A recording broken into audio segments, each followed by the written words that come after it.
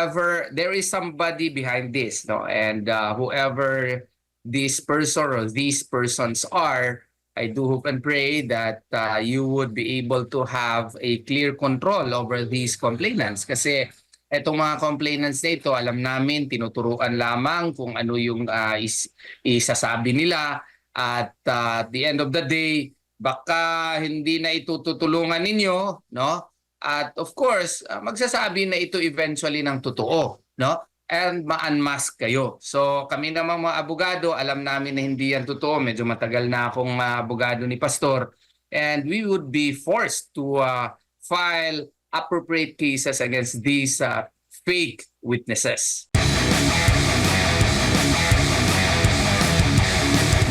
Ngayon po ay tinukoy ng mga kapulisan itong mga sinasabi na namang angels of death umano ni Pastor Apollo C. Quiboloy ng mga private army mula daw sa mga reservist daw ito mula sa Philippine Army umano.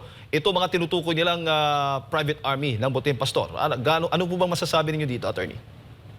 Well, first and foremost, we would like to clarify that the topic today is not about the pending cases, with RTC Pasig and RTC Quezon City, because these cases are confidential in nature and we could not anymore divulge any matters pertaining thereto, no?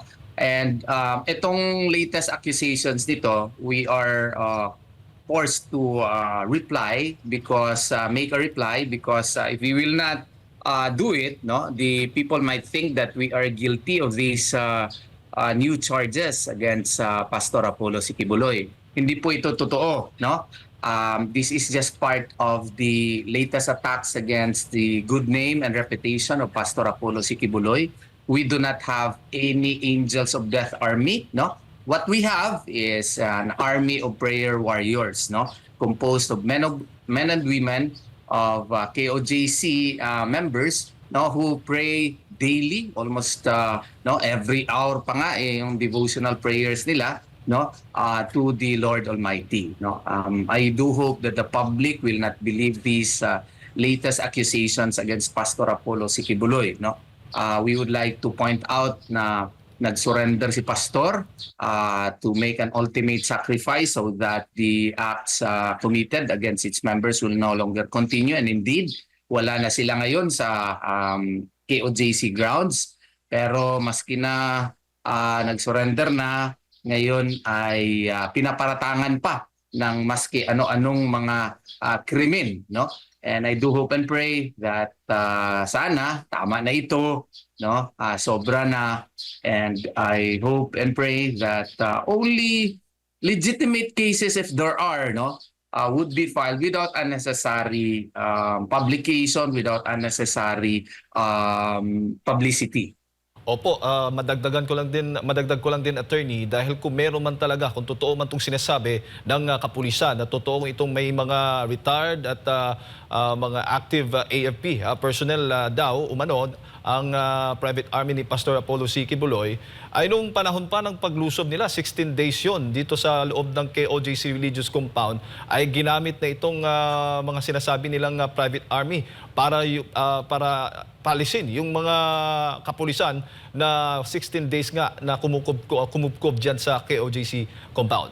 Yes, I already said that, no, in my Facebook post, that if this is true, kung totoo man lang ito, sana ginamit na ito. Grabe kasi yung nangyari talaga sa 16-day KOJC siege. If a person is there, you would be forced to defend yourself. And if indeed itong private army na ito ay existing, this could have been unleashed, no, to defend the KOJC members who were victims of tramplings of their constitutional rights to life, liberty, and property. Pero ni isang member doon, ni isa maski may dalang armas at nagpakita doon, wala, no? Instead, what they showed was love, and in certain cases also, of course, they had to protect their property rights, and they also had to insist sometimes their liberties. So sometimes, admittedly, merong heated discussions because of the numerous violations likewise committed by the police insofar as their rights were concerned. Oo, at meron ding mga lumalabas na mga umano'y mga biktima ng butihing pastor. Kung sila'y totoong mga biktima, nung 16 days, Sharo, wala dyan ni surrender dito, attorney. Dito Yes. sa mga pulis, kung talagang sila po ay minaltrato ng masama ng butihing pastor. Yes, we can see a pattern of attack, no? They see daw a pattern of abuse being committed by Pastor Apollo Sikibuloy. What we see instead is a pattern of attack to really pin down Pastor Apollo Sikibuloy, no? And to destroy completely his good name and reputation. If indeed, no, itong mga victims na ito ay totoo, di nung 16-day KOJC seed, sana sila sumipot kaagad at na-rescue nila. Yung na-rescue nila on the first day or second day ba yun, it turned out to be a dud. Kasi yung kanilang na-rescue turned out to be long-time members of KOJC. And ang isa, more than 50 years old na. Ang isa, 20-year-old. And they were willing and committed members of KOJC. Ngayon, meron na namang lumabas na out of 5, 2 daw ang kumbinsido na mag-file. Sana naman maghunos dili sila kasi kung mapipilitan din kami mga abogado na mag-file din ng kaso against them, especially if these stories are fairy tales, if these stories are crafted and not true. Because what would a person do if he is attacked? No, natural reaction would be to defend himself or herself.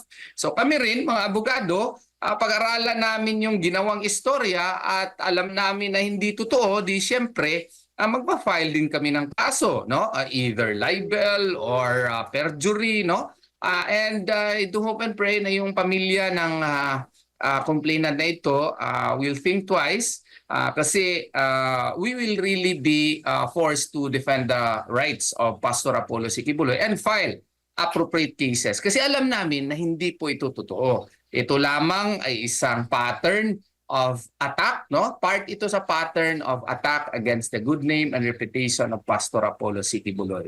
Opo, attorney, madagdag ko rin din kasi ako mismo saksi doon mismo sa loob ng KOJC. Kung ito ngang mga sinasabi ng kapulisan na umano yung mga biktima, mga batang biktima umano ng butihing pastor, dapat that time din, bukod sa may mga kapulisan, malaya silang makalabas-pasok doon sa loob mismo ng KOJC compound. Ako mismo nga labas-pasok doon sa mismo compound at malaya ako kung pwede akong lumabas mismo doon kung ayaw at ako kung nakaramdam ako ng maltrato mismo sa loob, attorney.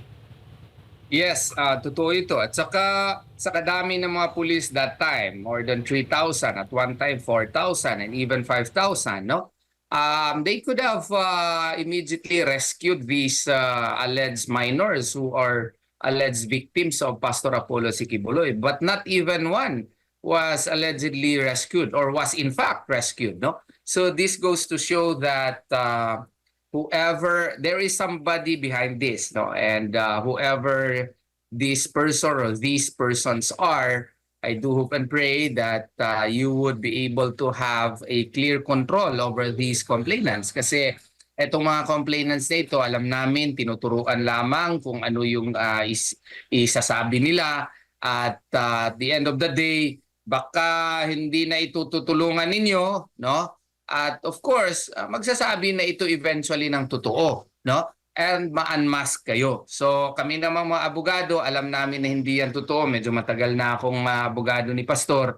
And we would be forced to file appropriate cases against these fake witnesses. At para din sa kaalaman ng mga kababayan, lahat po ng armas ng KOJC o ng mismong butihing pastor ay naisurrender. Voluntary pa ngayon, attorney, di ba? Na isinugo ninyo sa mga otoridad. We anticipated this, no? And before the June 10 and August 24 incidents, no? We anticipated, ano pa yung pwede nilang makaso sa atin? Meron mang ilan na mga armas si Barangay Captain Crescente Canada at meron din atang 3 o 4 ba yun si Pastor for his protection, no, as a person, no. And we voluntarily surrender these firearms, no. Nandun ata yan sa aking mga Facebook post, para naman walang maging rason ang PNP na mag-apply ng search warrant against the KOJC, against Pastor Apollo Kibuloy, or against Kapitan Crescente Canada. Hindi nga term surrender eh. We entrusted it for safekeeping, no? Because there was no need supposedly to surrender the same because all were legal. They were provided or they were covered with appropriate permits and licenses. But we thought it best to entrust it for safekeeping in the light of the fact that we already noticed that there was a brewing, pattern to file cases against Pastor Apollo Siquiboloy. Yung picture na yan, doon yan sa Kingdom compound yan, na sinurrender natin in advance yung mga baril ni Kapitan Crescente Canada. Sa CIDG yan. Ang proper term is not even surrender. We entrusted all the firearms for safekeeping. Kaya para walang maging rason na mag-a-apply ng search warrant. I remember nakipag-coordinate ako niyan sa aking kaibigan sa CIDG pa noon, si Major Edgardo Bahan. And lumapit sa atin at pinagbigyan tayo, I think, during that time, baka si Colonel Mangahis na ata yun, no? And we did that in order to show good faith that we are law-abiding citizens and we do not want any legal trouble that would visit us. So we entrusted all the firearms for safekeeping. So no reason really for the police anymore to conduct further investigations as to whether or not we have other firearms, no, apart from the one that we entrusted for safekeeping because there is none. If ever may makita ang mga pulis na mga armas pa, sigurado ako hindi yan kay Pastor Apollo Siquiboloy o kay Kapitan Crescente Canada or any of the members.